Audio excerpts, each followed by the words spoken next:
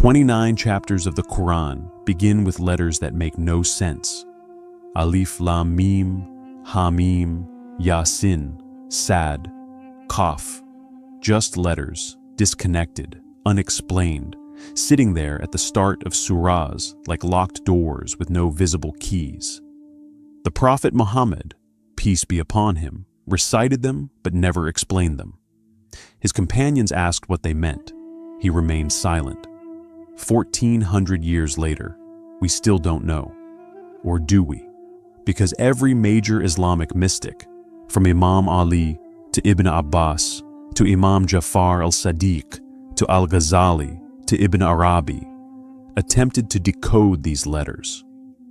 None of them agreed completely, but together their interpretations form a pattern, and that pattern points towards something so profound that perhaps the letters were meant to remain mysterious, sealed until the reader was ready to break the seal themselves.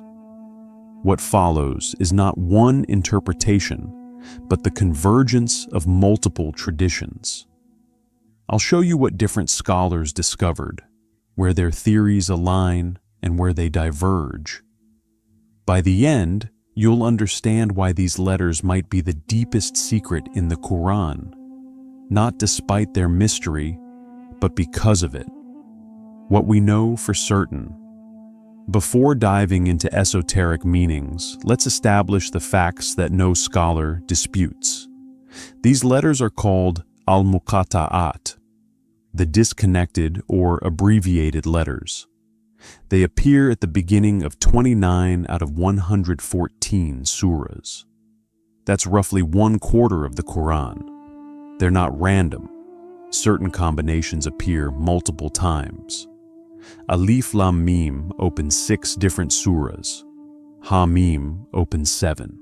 The letters always come in combinations of 1 to 5 letters, never more.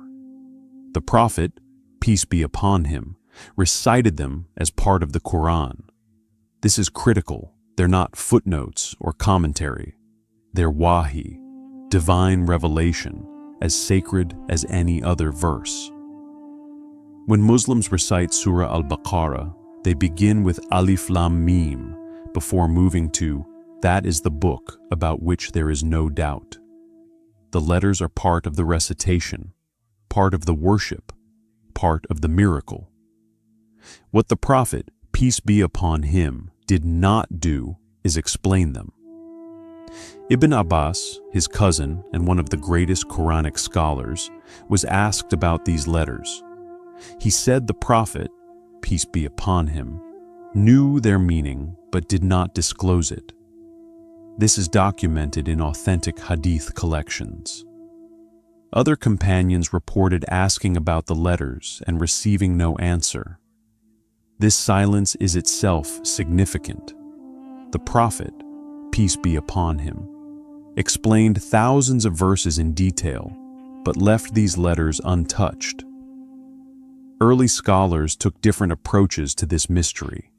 Some said these letters are among the mutashabihat, the ambiguous verses that only Allah knows fully. The Quran itself says some verses are clear and others are ambiguous. The mysterious letters might be intentionally ambiguous, testing whether you rush to interpretation or sit in the not knowing. Other scholars said the letters are known to Allah and the Prophet, peace be upon him, but not meant for us. Still others believed the meanings could be discovered through spiritual insight, not just intellectual analysis. The linguistic theories. The earliest interpretations focused on the letters as letters, sounds and symbols in the Arabic language. One theory, attributed to Ibn Abbas and preserved in classical tafsirs, is that these letters are divine names or abbreviations of divine names. Alif Lam Meem could be shorthand for Ana Allahu A'lam, I am Allah, the all-knowing. Hamim could abbreviate Al-Hakim, the wise, or Al-Hamid, the praiseworthy. Each combination of letters, in this reading, is a compressed invocation of divine attributes. This theory has textual support. Notice that many surahs beginning with mysterious letters immediately mention the Quran or Revelation. Alif Lam Meem is followed by, that is the book. Yasin is followed by the wise Quran. Hamim surahs often mention the book being sent down. The letters seem to function as a divine signature, like an author putting their initials before their text. The letters announce, what follows is from me, and these letters represent my names. Another linguistic theory is that the letters demonstrate the miraculous nature of the Quran. The Quran challenged the Arabs, masters of language, to produce something like it. They couldn't. So the Quran begins certain chapters with the basic building blocks of Arabic, individual letters, as if saying, here are your raw materials, Alif, Lam, Meem, the same letters you use every day. Yet from these simple elements, I'm composing something you cannot duplicate. It's like a chef showing you flour, water, and salt, then creating a dish you can't replicate despite having the same ingredients. Al-Ghazali, writing in Ihya Ulum al-Deen, suggested the letters serve to arrest attention.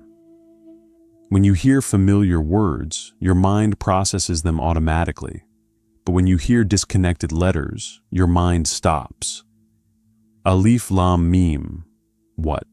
The confusion creates a gap, and in that gap, attention sharpens. You're forced to wake up, to listen differently. The letters are a technique of divine pedagogy.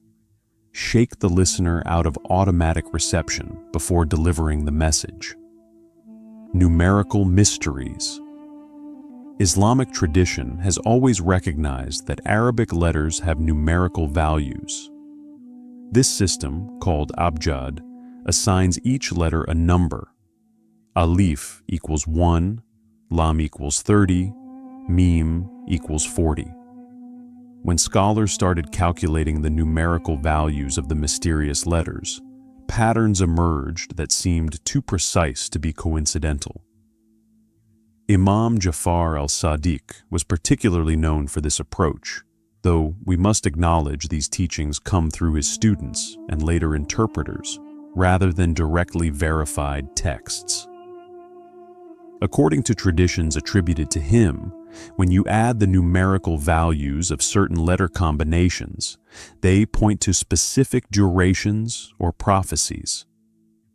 Some interpreters calculated the lifespan of the Muslim community, the duration of certain caliphates, or the time until specific events. These calculations are controversial. Many scholars reject them as reading into the text what isn't there. But the numerical approach reveals something undeniable. The letters are not random. If you count how many times each letter appears across all the mysterious openings, you find the frequency isn't arbitrary. Certain letters dominate, others appear rarely, and the distribution follows patterns that linguists and mathematicians have studied. Whether this points to hidden meaning or simply reflects the nature of Arabic phonology is debated, but it suggests intentional structure. Ibn Arabi took the numerical approach in a different direction. In his massive work, Al-Futuhat al-Makkiyah, he explores how letters are the building blocks of divine speech, and each letter carries creative power. The number values aren't just math, they represent levels of manifestation. Alif, 1, is unity, the singular divine essence. Lam, 30, is multiplicity, emerging from unity. Meem, 40, is completion, the perfected form. When these three appear together, Alif Lam Meem, they're describing the cosmic process, unity manifesting as multiplicity and reaching completion.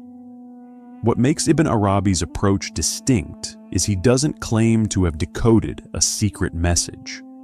He's describing how letters function as symbols of metaphysical realities.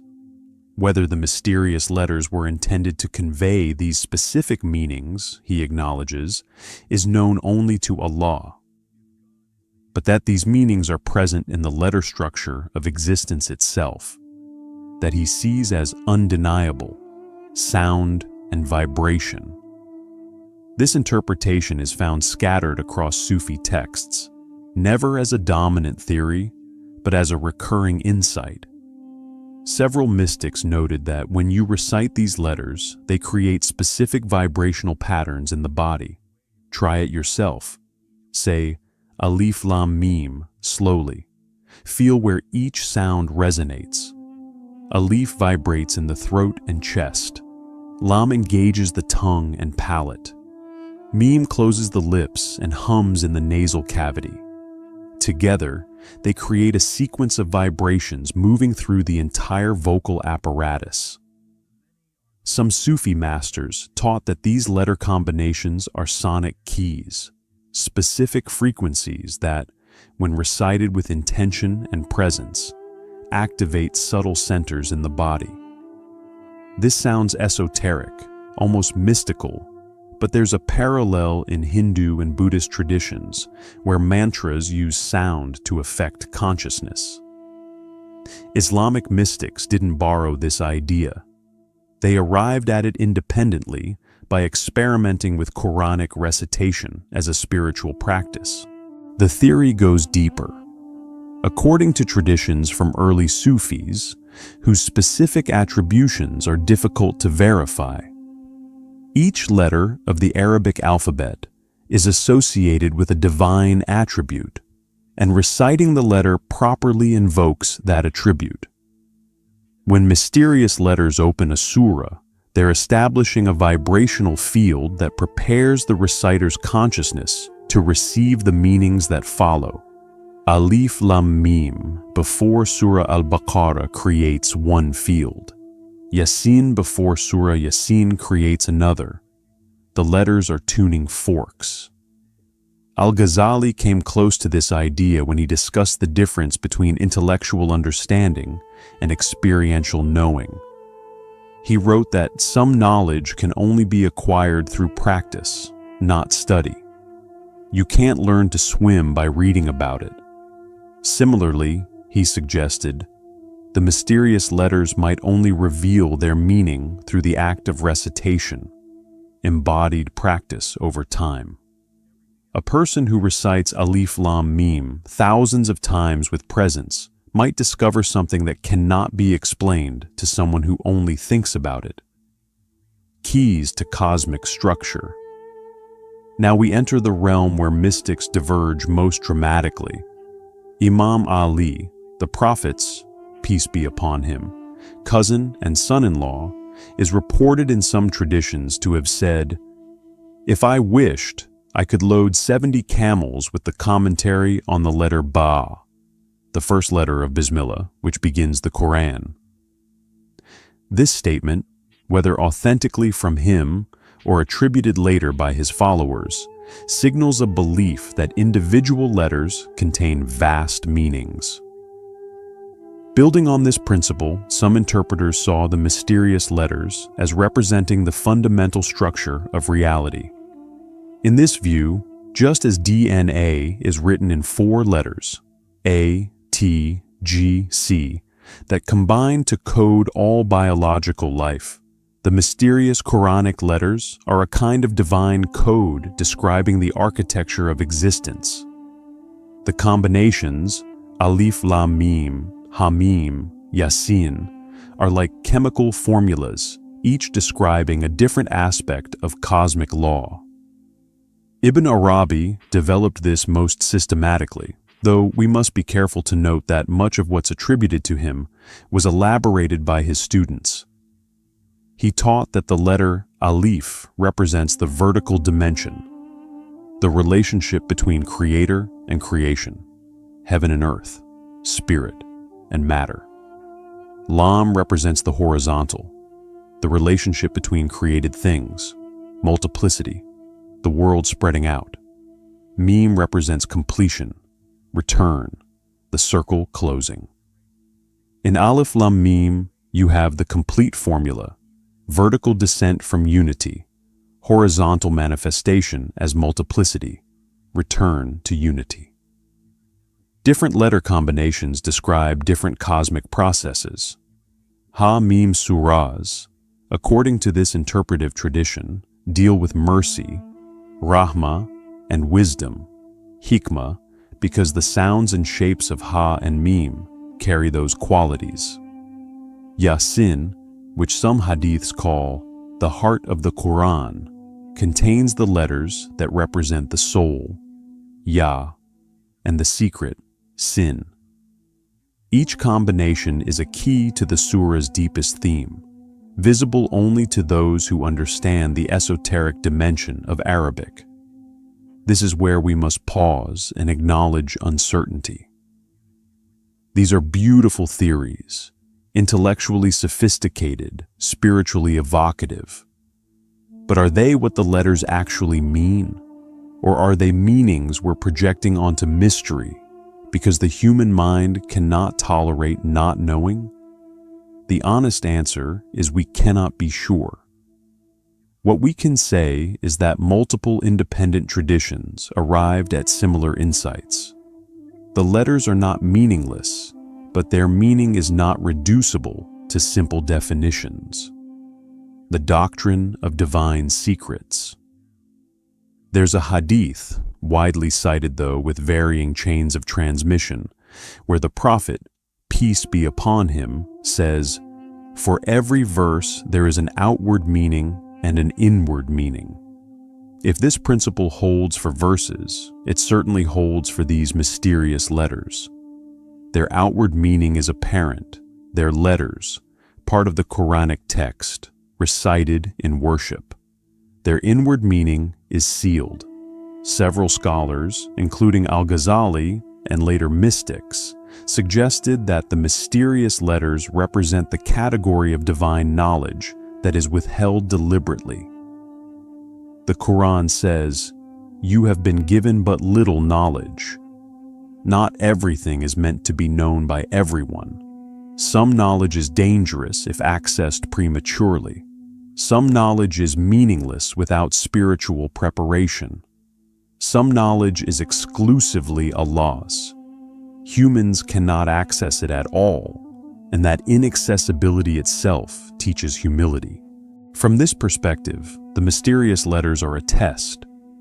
How do you respond to encountering something in divine revelation that makes no apparent sense?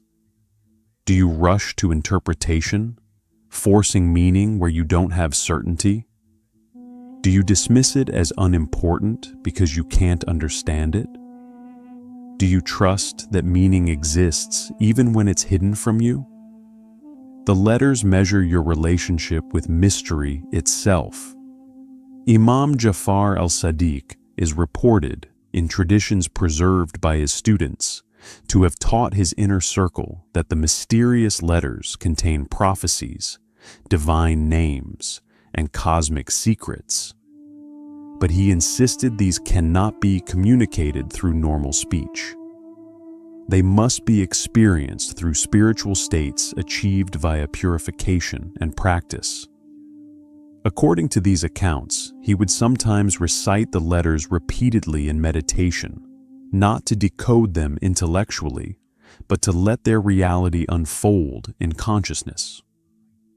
Whether Jafar personally taught this, or whether this practice developed among his followers is difficult to verify. What's documented is that certain Sufi orders do use the mysterious letters as dhikr, repeating Alif Lam Meem, Yasin, Qaf as remembrance practices. They report experiencing states of consciousness that confirm, for them, that the letters carry power beyond their literal sound. This is phenomenological evidence, not proof, but it's part of the living tradition. The pattern across interpretations. When you lay all these theories side by side, linguistic, numerical, sonic, structural, mystical, a pattern emerges. Every interpreter agrees on several points, even when they disagree on specifics.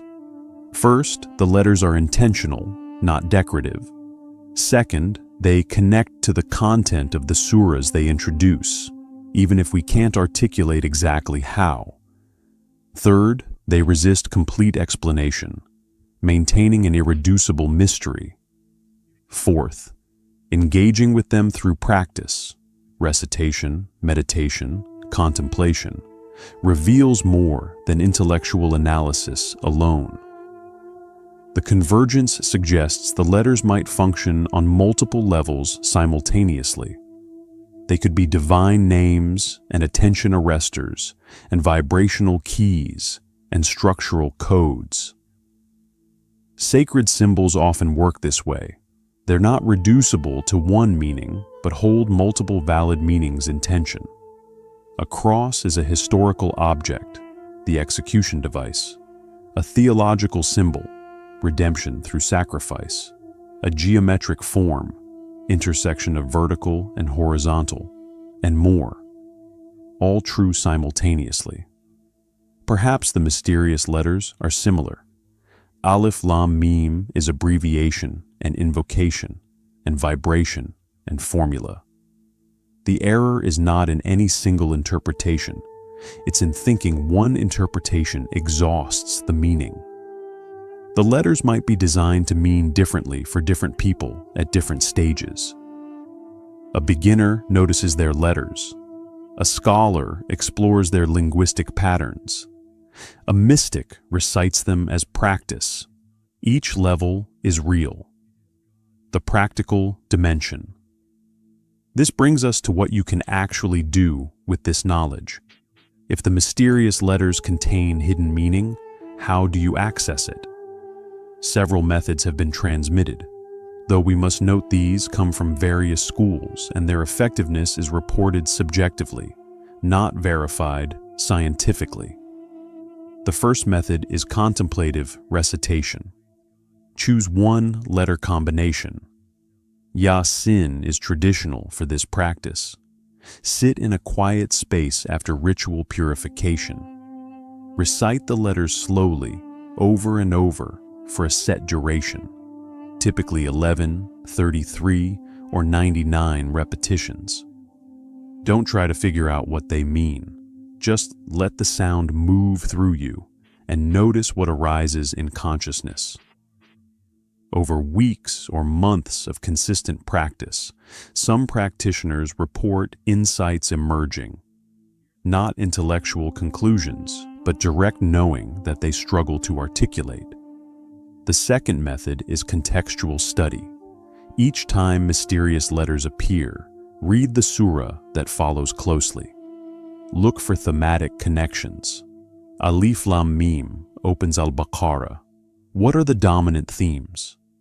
Guidance, the book, belief and disbelief, the story of Adam. Could the letters somehow encode those themes? Make notes. Track patterns across multiple surahs with the same opening letters. You're not trying to crack a code, but to sensitize yourself to resonances. The third method, transmitted in some Sufi orders, is dream incubation. Before sleep, recite a mysterious letter combination with the intention of receiving understanding through dreams. Keep a journal. Some practitioners report dreams where the letters appear as visual forms, as sounds, as beings, or as experiences that convey meaning without words. Whether these dreams reveal objective truth about the letters or subjective truth about the dreamer's psyche is open to interpretation. Both might be valuable. The fourth method is surrendering the need to know. Sit with the mystery as mystery. Read Yasin knowing you don't understand why it starts with Yasin, and let that not knowing be okay. This practice cultivates a different kind of relationship with the Quran, not as a book to master intellectually, but as a revelation that contains depths you may never fully sound. The letters become teachers of humility. After reviewing 14 centuries of Islamic scholarship on the mysterious letters, one question remains. Why would Allah include something in the Quran that He doesn't explain? Every other verse has context, has meaning accessible through study and reflection. Why these letters? One possibility. They're a reminder that the Quran is not a human text. Human authors explain everything because they want to be understood. The Quran contains elements that resist understanding, that remain mysterious even after intense study. And that very resistance proves the text comes from beyond human construction. You can't decode the letters the way you can decode a puzzle because they're not meant to be solved.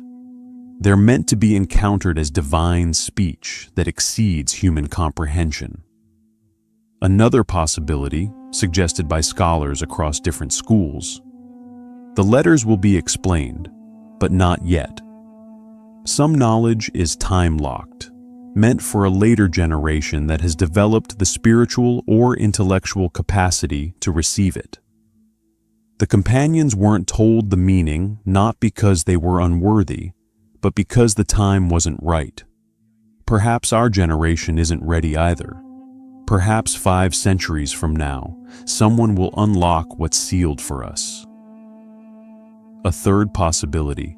The meaning is different for each person. There's no single answer, because the letters are a mirror, reflecting back what the reader brings to them. A scholar sees linguistic patterns. A mathematician sees numbers. A mystic experiences states. All are valid because the letters are designed to be inexhaustibly meaningful, adapting to the capacity of each reader while never being fully possessed by any single interpretation. Or perhaps, and this is the interpretation that haunts me most, the letters mean exactly what they are, letters, not symbols representing something else, but themselves, primary and irreducible. Just as a rose is a rose and doesn't symbolize anything beyond its own existence, Alif is Alif, Lam is Lam, Meem is Meem. They're present in the Quran not to convey hidden information, but to be present, to mark where human understanding ends and divine mystery begins, to create space for silence within speech. 1,400 years, thousands of scholars, hundreds of theories, and still no consensus on what Alif Lam Meem means. That's not failure, it might be the point. The mysterious letters are the Quran's way of saying, I am not fully knowable. They're the pause, the gap, the space where certainty ends and wonder begins.